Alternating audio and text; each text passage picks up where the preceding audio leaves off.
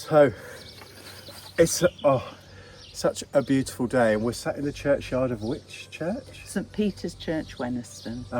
And this is your church? It's not my church, it's part of the Blythe Valley Churches group, of which we've got 14 churches. Yes. And this is one of them, but I've been worshipping here for nearly 25 years. So I was born and brought up in North London. I'm married with 2 children, and in the year 2000 we moved up here with our family and settled into Wenniston. I was a teacher for 30 years. I left teaching in 2017, so I'm now associate priest within Blythe Valley Churches, but I'm also the Diocesan Environment Officer and helping to embed our care for God's creation into all that we do. Just give us the picture of where the environment sits within your faith. I think to me it's absolutely fundamental because it links in with the joy of God's gift to us, the joy of creation, and all that gives us and feeds us, the wonder of what is all around us, but also the time to be still, to watch, to enjoy, to marvel at the diversity that should be surrounding us. So personally, being close to nature is part of my everyday faith. But I also think that we are called to love ourselves, we are called to love our neighbour as Jesus loved us. And fundamental to the world, the state of the world at the moment, is the injustice of the way in which our behaviour is impacting on the environment, both in terms of global warming, but also in terms of the depletion of the natural world. What are the practical things that are going on that you're involved with that are actually helping to bring that alive?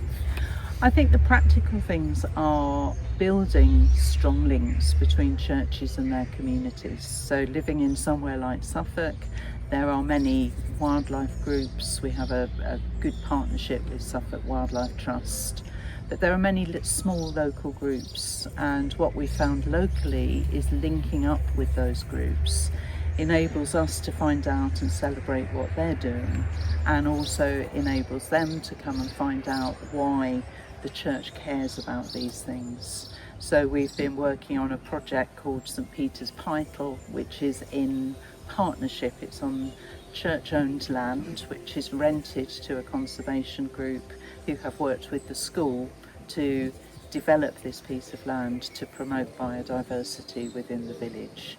So it's a very fruitful partnership. It is building up understanding between the church and its local community and working together. And from that we've been involved in a local wildlife open gardens, which this year included the churchyard. So to me it is a way of connecting with people perhaps outside the church and finding that common ground where we can work together. And from there you can then lead on to a curiosity about faith, a curiosity about the values and the life that Jesus is showing us. So the message that you're putting out there, what I'm taking from it is that this is about community, this is about all sorts of different things that you can do. It's about not rushing ahead but actually really considering the bigger picture and the longer term.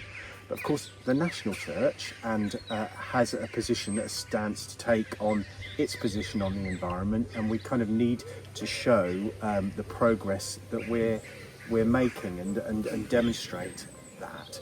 So we do have a deadline coming up this week. Can you give us your thoughts around it? Well, I think calculating your carbon footprint and doing it on a regular basis is, first of all, it is good practice because it shows that you are aware of the link between our energy use and the impact that it has on the environment. Secondly, I think many churches are finding that, particularly with churches like ours, we have a very, very low carbon footprint because we're only using our heating for a few hours 2 or 3 times a month. So it can be quite heartening to say that. And also I think it can help by again sharing in your community that you are doing this and what the results are, to encourage other people to do the same. And our ongoing consumption of energy without questioning it is causing untold damage to communities in other parts of the world. So we have that responsibility to care. We also may find that actually changing the way we use energy in our churches saves us money, which is always going to be a good thing. But again, it is about working with our communities, saying this is something we care about. And certainly locally, we are linked in with an organisation called Halesworth Area Sustainability Hub, or HASH for short, which is looking at providing a much more sustainable long-term energy supply for our local communities.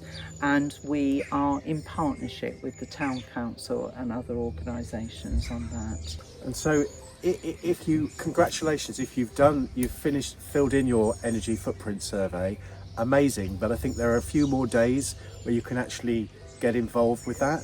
But I think you would say, Alison, that it's a great thing to do together. Yes. So everybody knows what's going on. Absolutely. Don't take it off into a corner and do it secretly, so that nobody knows. Yes. Let people know how important it is. Or if you do it, share with people that you've done it and what the results are. Certainly at PCC meetings, but also with the congregation as well. And encourage people to do it for their own homes as well, to have a look at where they are using energy, and looking at ways in which you can save yourself money as well as saving energy.